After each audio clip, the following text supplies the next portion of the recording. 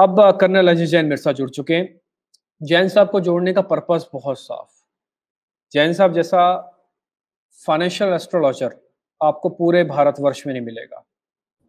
आप इनको ऐसा समझ सकते हैं कि ये फाइनेंशियल आंकड़ों के और उसके साथ एस्ट्रोलॉजी को जो कनेक्ट करने का जो एक कॉम्बिनेशन है, इनसे डेडली कॉम्बिनेशन आपको पूरे इंडिया में शायद मिले आपको। इसलिए हर शुक्रवार को उनको हम अपने साथ इसलिए रखते हैं ताकि हम अगले हफ्ते आज ही एक बार समझ लें कि क्या थीम रहेगी, क्या चीज़ चल सकती है। और आपको मैं यकीन से कह सकता हूँ कि अभी तक एक बार भी जब जैन साहब हमारे साथ जुड़े, गलत साबित नहीं हुए। इन्होंने पहले कहा था निफ्टी टूटेगी तो निफ्टी के अंदर 200 पॉइंट की करेक्शन आई, 250 पॉइंट तक की। इन्होंने कहा सीमेंट कंपनी कमज़ोर होंगी, सीमेंट कंपनी कमज़ोर हुई। इन्होंने कहा था फर्टिलाइज़र शेयर चलेंगे, फर्टिलाइज़र शेयर चले। तो आज की थीम क्या है, अगली अप्रोच क्या होगी, ये सब कुछ इनसे हम एक सिस्टमेटिक तरीके से पूछेंगे। मैं जरा सोने के बारे में भी चर्चा करूंगा, गोल्ड के बारे में भी बातचीत करूंगा सर से, क्रूड के बारे में भी बातचीत करूंगा, क्योंकि ऑयल मार्केटिंग के शेयर्स थोड़ा अब हिलने डुलने लग गए हैं। आज एचपीसीएल आईओसी को लेकर 2 फटाक से बड़ी कॉल आई हैं। तो जैन साहब बहुत बहुत शुक्रिया आपका। आपसे बातचीत करके बहुत अच्छा लगता है और कॉन्फिडेंस भी मिलता है, और हमारा एक हमको पाथ भी नजर आता है कि ये पाथ है, इस पे आप चलेंगे तो आप शायद थोड़ा बिल्कुल ठीक रहेंगे। क्योंकि कई बार क्या होता है, रास्ते पे चलेंगे, ये तो आपको हर कोई बता सकता है कि इसमें खड्डे आएंगे तो आप जंप कर जाना, इससे पानी भरा होगा तो साइड हो जाना, लेकिन ये कोई नहीं बताता कि इस रास्ते चलना है। तो आप वो रास्ता दिखाने का काम करते हैं, बहुत शुक्रिया सर। मैं आपसे सीधा एक सीधी सीधी बात पूछना चाहता हूँ सर, अगला हफ्ता बाजार को सबसे ज्यादा एक्टिव सेगमेंट कौन सा होगा? हमको सबसे ज्यादा अपनी कंसंट्रेशन, अपना दिमाग, अपनी ऊर्जा वो किस जगह पर लगानी है, वो किस सेगमेंट में लगानी है, किस सेक्टर पे लगानी है, किस चीज पे ध्यान देना है, वो आप मेरे को सर बताइए। डिम्पी जी और सभी दर्शकों को कर्नल अजय की तरफ से शुभकामनाएं। और इस शो अपनी लगातार अपनी ऊंचाइयां हासिल कर रहा है और देश के अंदर चर्चा का विषय बना हुआ है। मैं इसके लिए डिम्पी जी को साधुवाद कहता हूं, बधाई देता हूं और उनकी हौसला अफजाई करता हूं। बहुत शुक्रिया सर। आपको याद होगा, मैं आगे चलूं, कि निफ्टी पिछले सप्ताह 10 जुलाई को फ्राइडे को 10,800 के आसपास चल रही थी। उस वक्त हमने कहा था कि हमें कमजोर लग रही है और लगभग 240 पॉइंट का यानी 10,560 तक निफ्टी इस सप्ताह गिरी, लगभग 240 पॉइंट। और आपको याद होगा कि गिरावट के अंदर हमने बैंक्स के ऊपर भी कुछ चर्चा की थी और बैंक निफ्टी जो 22,835 से 21,027 यानी लगभग 800 पॉइंट की गिरावट इस सप्ताह दर्ज की गई। और सीमेंट सेक्टर के ऊपर भी हमने कहा था और 100 पॉइंट लगभग एसीसी जैसे बड़े शेयर्स के अंदर नीचे की गिरावट देखी गई। और गोल्ड के अंदर $1819 से $1791 गोल्ड में गिरावट हुई। ये तो था हमारे पिछले शो का सिलसिलेवार आंकड़े। अब क्या संभावना बनती है डिम्पी जी के मूल सवाल पर? देखिए, लगभग निफ्टी के वही लेवल जो पिछले सप्ताह फ्राइडे को थे अभी बाजार में नजर आ रहे हैं। 10,800 का लेवल आपको याद होगा, कल हमने पिछले फ्राइडे को यही कहा था 10,750, 10,600 और उससे भी नीचे टूटे तो मुझे आश्चर्य नहीं होगा। और देखिए निफ्टी ने 10,566 का लो लगाया। अब कुछ ऐसी सी ही परिस्थितियां इत्तेफाकन दोबारा बन रही हैं। अच्छा। महत्वपूर्ण ग्रह सूर्य जो अभी मिथुन राशि में था, मिथुन राशि का सूर्य जो है वो वायु तत्व का है, यानी मिथुन राशि वायु तत्व की है और सूर्य जो है अग्नि कारक ग्रह है, यानी अग्नि और वायु का जो कॉम्बिनेशन होता है तो आग बहुत तेजी से फैलती है। और सूर्य का कर्क राशि में आ जाना यानी जल तत्व की राशि में आ जाना, ना वो जल तत्व के लिए उपयोगी है और ना वो सूर्य के लिए मुवाफिक है। तो संभवतः इसका असर बाजारों पर देखें। और सोमवार को यानी 20 जुलाई को एक अद्भुत संयोग भी बन रहा है, एस्ट्रोनॉमिकल कॉम्बिनेशन बन रहा है जिसको एस्ट्रोलॉजी के अंदर भी बहुत महत्व दिया जाता है, यानी अमावस्या। नो मून नाइट, जब आकाश के अंदर चंद्रदेव बिल्कुल अपनी प्रेजेंस नहीं रखेंगे, और वो मंडे यानी सोमवार के दिन ये विशेष प्रभाव देखने को मिलेगा। तो दोस्तों, ये एक अहम रोल होगा चंद्रमा का, और चंद्रमा हम सभी को मालूम है कि हमारी बॉडी में उतना लगभग 75% तक पानी है, और चंद्रमा में होने वाली हर गतिविधियों का सीधा असर न केवल बाजारों पर अपितु इंसानों के दिल और दिमाग दोनों पे पड़ता है।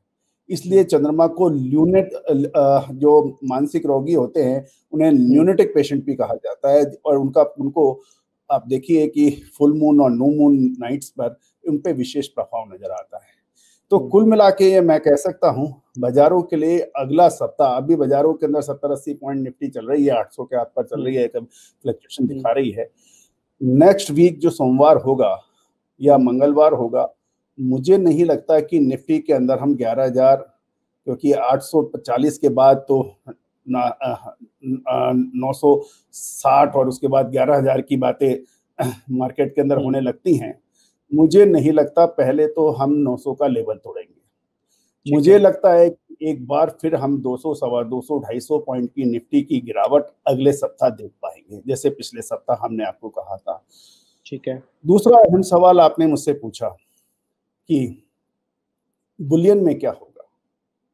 जैसे गोल्ड के अंदर गिरावट हुई, तो मैंने आपको अमावस्या का प्रभाव इसलिए बताया कि इसका सीधा असर सबसे ज्यादा चांदी पर अमूमन देखा गया है, यानी सिल्वर के ऊपर। सिल्वर यदि अभी हम देखें एमसीएक्स के अंदर, यदि आप निफ्टी जी, मैं आपसे आग्रह करूंगा कि सिल्वर एमसीएक्स सितंबर का चार्ट लगाएं। ये लगभग 52,214 के आसपास इसका नजर आ रहा है। सर आपके स्क्रीन पर आ गया वो चार्ट, हमने लगा दिया है वो। आप सिल्वर 52,218 पे भी फ्यूचर्स चल रहा है सर। हाँ, कि जो 4 सितंबर वाला फ्यूचर है 52,200 से ऊपर 14, 15, 18 चल रहा है, लगभग 396 पॉइंट ये डाउन नजर आ रहा है, 0.75% डाउन। मुझे लगता है कि सोमवार को यानी मंडे को इसके अंदर बड़ी गिरावट की संभावना बनती है सिल्वर के प्राइसेस में, आप ये कह रहे हैं? हाँ, सिल्वर के अंदर, सिल्वर की प्राइसेस के अंदर बड़ी गिरावट की संभावनाएं मुझे नजर आ रही हैं। तो एक तो फाइनेंशियल एस्ट्रोलॉजी का ये कथन आपके माध्यम से मैं दर्शकों को एडवांस बताना चाहता हूँ।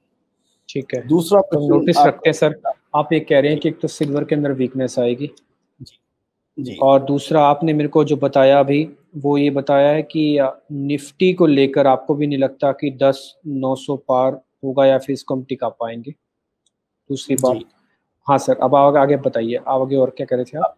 तीसरा जो इम्पोर्टेंट पॉइंट, मैं जिम्पी जी आपको भी पुनः साधुवाद कहूँगा कि मुझे नहीं पता कि कोई टेलीपैथी है या कुछ संस्कार है या कुछ है, उसके अंदर आपका और मेरा जो वेवलेंथ है वो तकरीबन सेम आ रहा है, क्योंकि कच्चे तेल में मुझे बड़ी तेजी अगले सप्ताह नहीं लग रही है।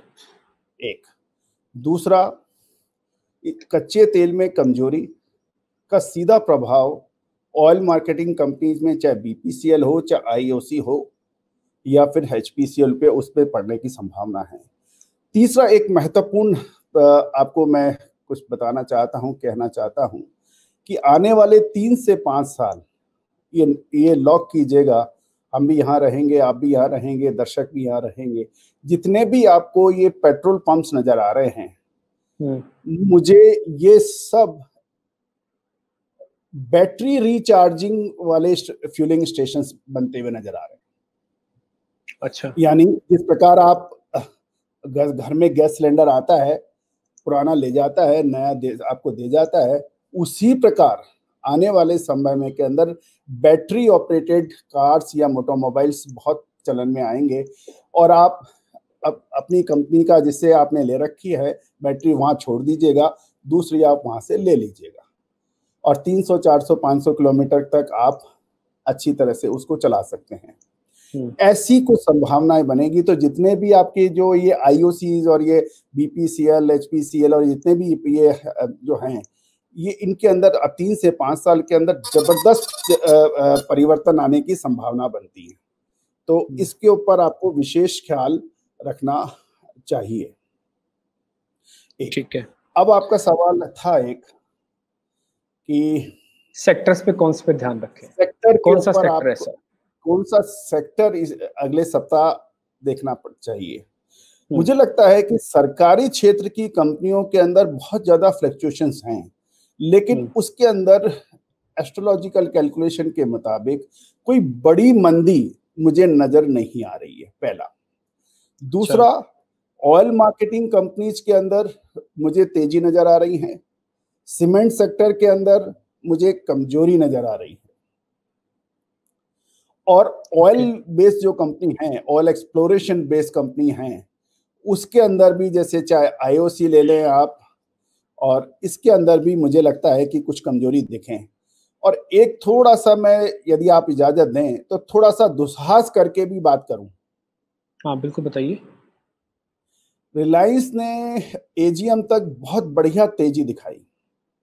हमने भी लगातार आपके जरिए और बाकी दूसरे चैनल्स पे और अपने चैनल्स पे भी हमेशा कहा कि रिलायंस मुझे दूसरा अमेजन बनता नजर आ रहा है, रिलायंस मुझे दूसरा अलीबाबा बनता नजर आ रहा है, और इसने बहुत तेजी दी। मुझे लगता है अगले सप्ताह रिलायंस में भी कुछ मुनाफा वसूली की संभावनाएं बन सकती। ठीक है।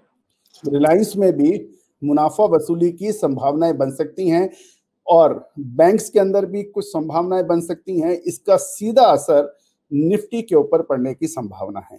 तो मैं दर्शकों को आपके जरिए ये बताना चाहता हूं, अपना अलर्ट देना चाहता हूं, यदि आप निफ्टी के ऊपर ट्रेड कर रहे हैं या बैंक निफ्टी में ट्रेड कर रहे हैं, तो आपको सावधान होना बहुत ही आवश्यक है अगले 1 से 2 ट्रेडिंग डेज में। यानी सोमवार और मंगलवार को आपको बहुत ही विशेष ध्यान रखना चाहिए। और ठीक है जैन सर, इंटरेस्टिंग। अब आपको समरी कर देता हूँ जो भी आपने मेरे को बताया। एक तो आप कह रहे हैं कि सिल्वर के अंदर वीकनेस रहेगी, दूसरा आप कह रहे हैं कि निफ्टी 10,900 शायद ही पार कर पाए, मुश्किल रहेगा इसके लिए। ऑयल मार्केटिंग की कंपनीज में आप तेजी देख सकते हैं। आज हमने आईओसी, एचपीसीएल ऑलरेडी डिस्कस किया। सीमेंट आपको वीक लग रहा है, और रिलायंस एक बड़ा कारण हो सकता है कि शायद इसके अंदर भी प्रॉफिट बुकिंग आए और ये इंडेक्स को थोड़ा और कमजोर कर सकता है। जैन साहब बहुत बहुत शुक्रिया आपका। आज आपका समय, हमको कीमती समय मिला, आपकी कीमती रीडिंग हमको मिली, और हर शुक्रवार हम आपसे जुड़ते ही हैं और एक बार पता भी करते हैं कि आखिरकार पूरे सेक्टर के अंदर आखिरकार क्या होगा। गोल्ड के प्राइजेस को लेकर, सिल्वर के प्राइजेस को लेकर, कच्चे तेल के प्राइजेस को लेकर भी आपने जो बात रखी है वो भी काबिल तारीफ है सर। बहुत शुक्रिया सर। जल्दी आपसे फिर मुलाकात होगी और फिर आपसे हम अच्छे से और बात कर पाएंगे। बहुत शुक्रिया जैन साहब आज समय देने के लिए।